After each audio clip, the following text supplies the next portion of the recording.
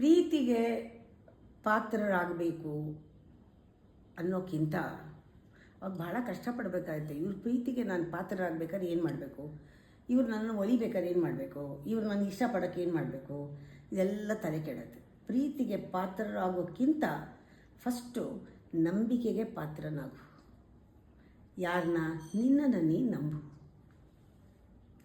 ನಿನ್ನನ್ನು ನೀ ನಂಬೋದ್ರಿಂದ ನಿನಗೆ ನಿನ್ನ ಮೇಲೆ ನಂಬಿಕೆ ಇದ್ದರೆ ಆಟೋಮ್ಯಾಟಿಕ್ಕಾಗಿ ಆ ಪ್ರೀತಿ ಅನ್ನೋದು ಬರುತ್ತೆ ನಿನಗೆ. ಅವರನ್ನು ಪ್ರೀತಿಸೋಕ್ಕೆ. ಅವ್ರು ನಿನ್ನನ್ನು ಪ್ರೀತಿಸದೇ ಇದ್ದರೂ ಬೇಡ, ಅವರು ನಿನಗೆ ಪ್ರೀತಿ ಪಾತ್ರರಾಗ್ತಾರೆ. ಕಾರಣ ಇಲ್ಲ, ಎಲ್ಲರೂ ನನಗೆ ಪ್ರೀತಿ ಪಾತ್ರರು. ಆವಾಗ ಯಾರು ನಿನಗೆ ಪ್ರೀತಿ ಮಾಡದೇ ಇರಲಿ, ನೀನು ಪ್ರೀತಿ ಪಾತ್ರರಾಗಿದೆಯಾ ಇಲ್ಲ ಅನ್ನೋದು ಬೇಡ, ನೀ ನಂಬಿಕೆಗೆ ಅರ್ಹನಾಗ್ತೀಯ. ಬೇರೆಯವ್ರ ಮೇಲೆ ಪ್ರೀತಿಗೋಸ್ಕರ ಪ್ರೀತಿ ಪಾತ್ರನಾಗಬೇಕು ಅಂತ ಡಿಪೆಂಡ್ ಆಗಬೇಡ. ನಂಬಿಕೆ ನಿನ್ನ ಮೇಲಿರಲಿ.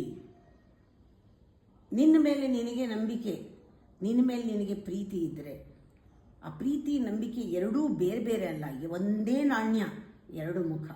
ನಿನ್ನನ್ನು ಪ್ರೀತಿಸು, ನಂಬ್ತೀಯ, ನಿನ್ನ ನಂಬು, ಪ್ರೀತಿಸ್ತೀಯ. ಹಾಗಿದ್ದಾಗ ನೀ ಯಾರೂ ನಿನ್ನನ್ನು ನಂಬಲಿಲ್ಲ, ಇವರು ನನ್ನ ಅಪನಂಬಿಕೆ ಪಟ್ಟರು ಅಂತ ನಿನಗೆ ಸಂಕಟ ಆಗಲ್ಲ, ಪರ್ಸ್ನಲ್ ಆಗಿ ತಗೊಳ್ಳಲ್ಲ. ಯಾರು ನಿನ್ನನ್ನು ಪ್ರೀತಿಸಲಿಲ್ಲ ಅಂತ ಬೇಜಾರಿಲ್ಲ. ಎರಡೂ ನಿನಗೆ ಹೇರಳವಾಗಿದೆ.